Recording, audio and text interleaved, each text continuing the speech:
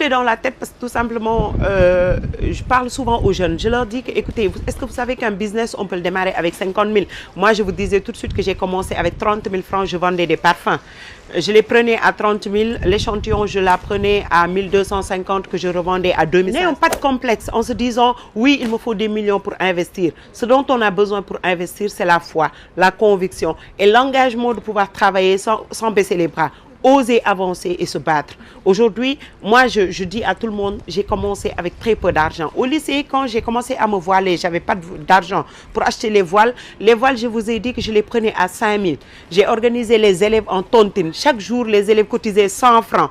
Je récupérais cet argent et tous les 10 jours, je livrais à quelqu'un et je gagnais 500 francs sur chaque voile. On ne peut pas commencer, se réveiller du jour au lendemain pour parler de millions, de dizaines de millions, de centaines de millions. Non.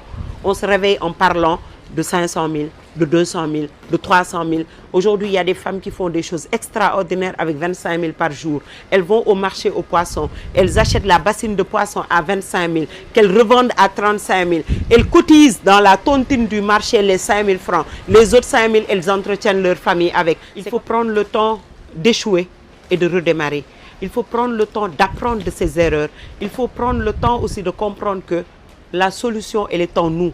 On a la clé de réussite en nous. Personne ne peut nous faire réussir. C'est nous-mêmes qui devons nous battre à nous faire réussir. C'est nous qui devons nous battre à avancer. Il ne faut pas penser que j'ai échoué parce qu'il y a telle personne.